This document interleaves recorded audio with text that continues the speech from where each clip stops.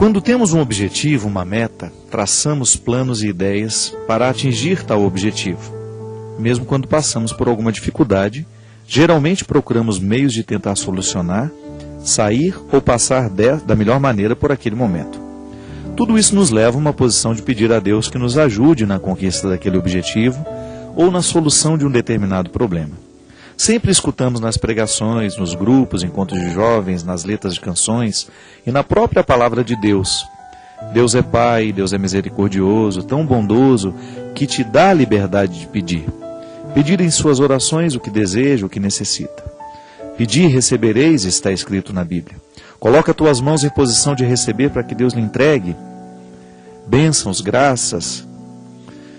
Mas o que me deixa confuso é que ao mesmo tempo que ouvimos e refletimos tudo isso, também em outros momentos, em canções, palestras e tudo mais, ouvimos que Deus sabe de todas as nossas necessidades, que tem um cuidado tão grande conosco, bem mais que com os lírios do campo, que precisamos deixar Deus guiar e conduzir nossa vida.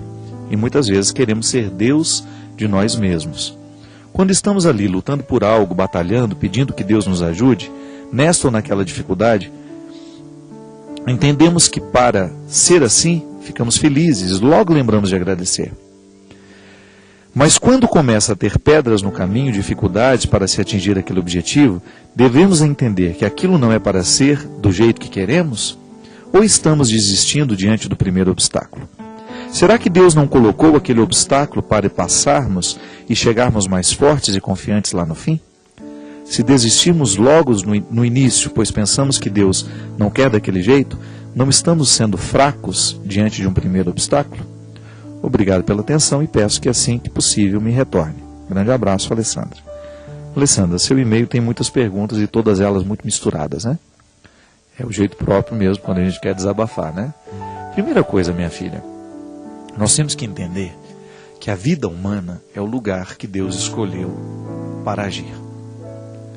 Não há nada de extraordinário nessa ação de Deus aqui neste aspecto. Sabe por quê? Porque tudo pode ser um lugar de revelação. Da mesma maneira como Moisés ficou encantado com aquela sarça ardente, nós precisamos entender que o tempo todo na nossa vida existem algumas sarças também ardendo diante dos nossos olhos. Quais são essas sarças? Os fatos, os acontecimentos, as dificuldades, as alegrias, as tristezas. Como é que nós podemos nos posicionar diante de tudo que a gente... Lembra que a gente falava na semana passada? Que nós temos o eu ideal e o eu real? Que muitas vezes a infelicidade nasce justamente quando nós não conseguimos concretizar no eu real aquilo que nós temos como eu ideal. É assim que Deus age em nós.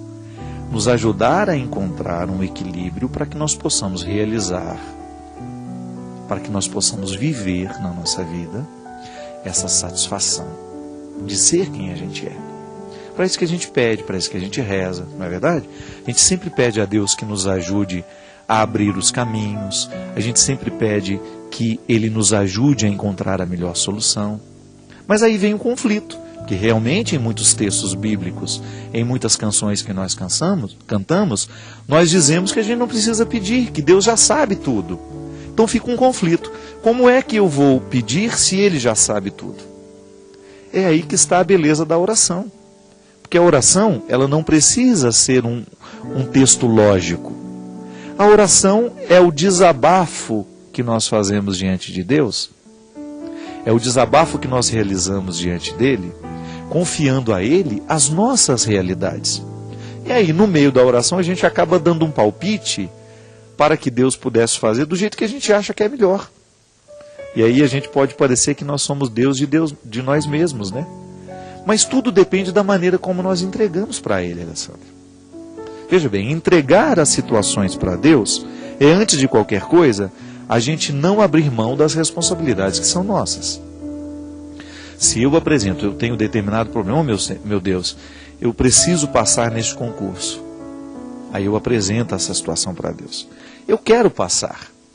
E para passar eu preciso estudar. Então eu faço a minha parte. Tenho a minha vontade e tenho o meu empenho ajudando essa vontade a ser concretizada. Mas aí também a gente precisa confiar nas mãos de Deus. Porque nós não sabemos se passar neste concurso é o melhor para nós. Não é assim na vida? De vez em quando nós insistimos em pedir para Deus aquilo que nós queremos. Eu quero passar neste concurso e para isso me empenho. Mas nem sempre aquilo que é melhor para mim é aquilo que eu estou desejando. É por isso que é importante que a nossa fé seja sempre histórica, concreta. A fé concreta passa o tempo todo pelo bom senso. Antes de pedir a Deus, eu preciso filtrar o meu pedido. Será que aquilo que eu estou pedindo a Deus fere as regras do bom senso? Esse é um bom discernimento. Antes de pedir a Deus, converse com você mesmo.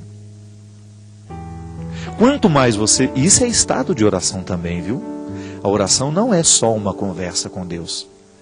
A oração é também uma conversa íntima que você realiza com você. O que é o exame de consciência? Uma conversa que você estabelece com você mesmo.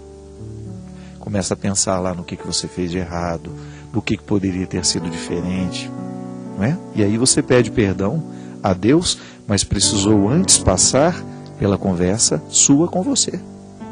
É muito interessante isso.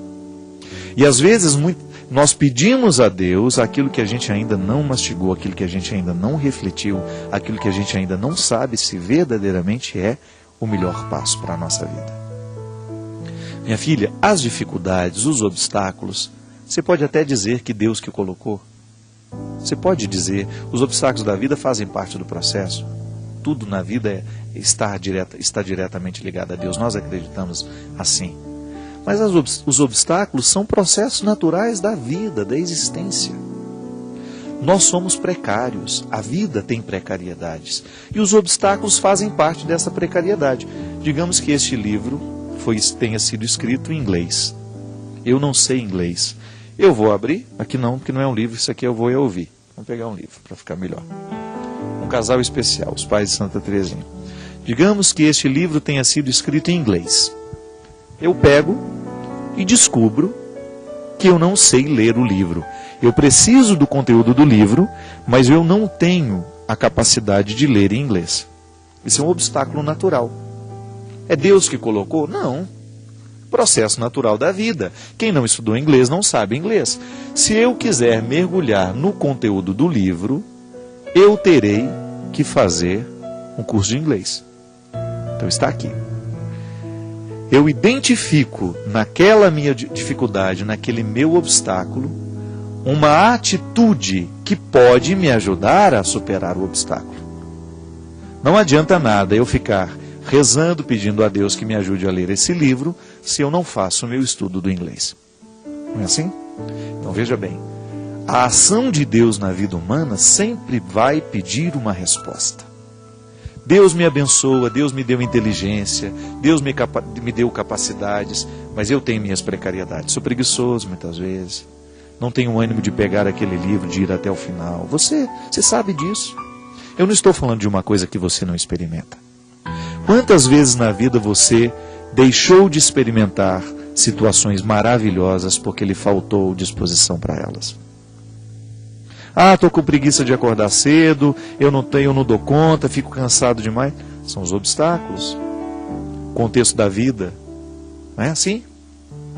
Mas aí, a partir do momento que você tem uma meta, você se sente abençoado por Deus, porque a vida é uma bênção. Só de estar aqui, de ter a oportunidade de fazer esse programa, isso para mim já é uma bênção. Eu estou com saúde, eu estou sem nenhuma dor, eu estou com disposição, eu estou feliz. Tudo isso é bênção.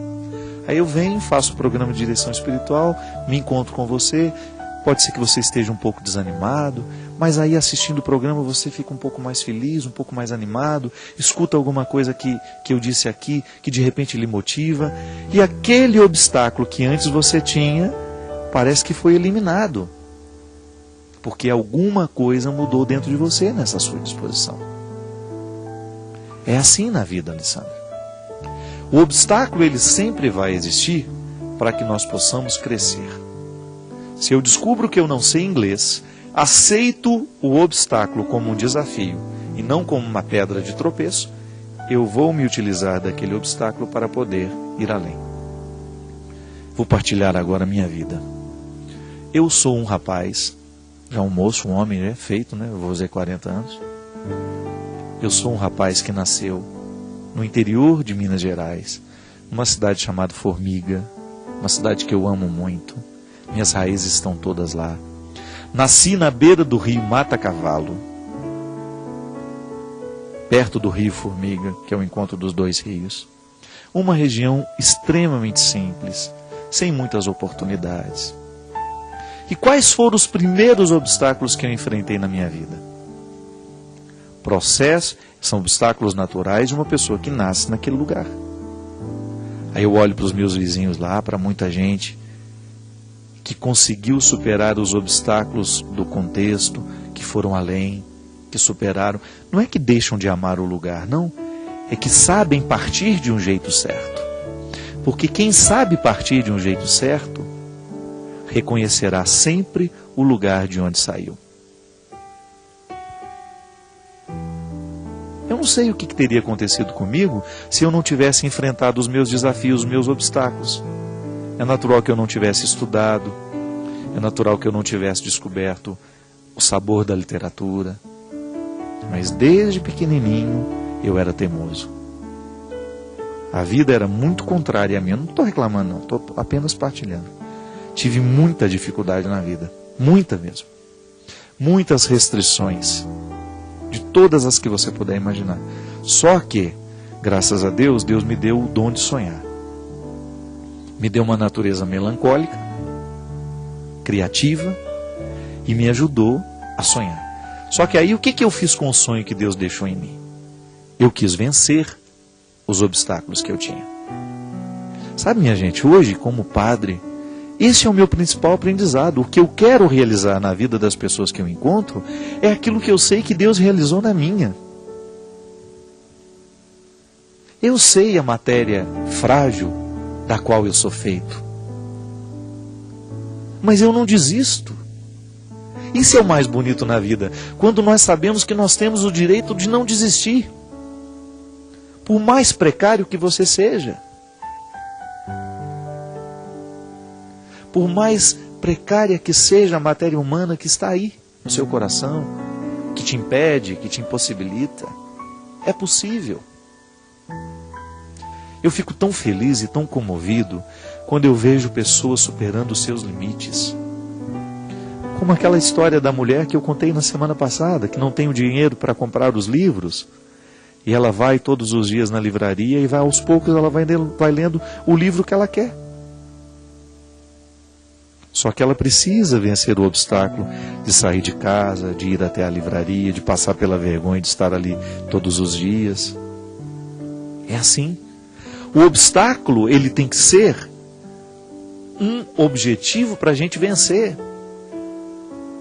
Para a gente ir além. E você sabe que eu estou vivendo um tempo da minha vida muito interessante. Quanto mais eu viajo, quanto mais eu conheço o mundo, quanto mais eu conheço pessoas, quanto mais eu recebo pelo o reconhecimento do próprio trabalho que eu faço hoje como evangelizador, mais saudade eu sinto da minha terra. Eu estou vivendo uma fase da vida que eu estou tendo saudade dos meus antigos, sabe? Saudade das coisas que de repente hoje eu não tenho tanto contato mais. Saudade dos meus amigos de infância, do lugar onde eu nasci, né? Eu acho que isso é o processo bonito da vida, Alessandra. Eu tenho saudade daquele tempo que foi difícil, das minhas lutas, da luta da minha família. Hoje eu fico feliz quando eu encontro os meus sobrinhos, os meus irmãos, percebendo que eles estão melhores, que eles estão se superando, não é?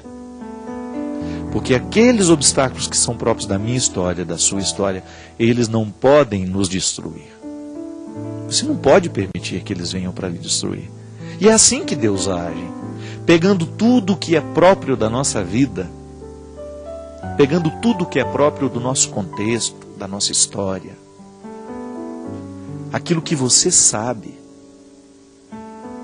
aquilo que está aí dentro de você, guardado a 7 chaves,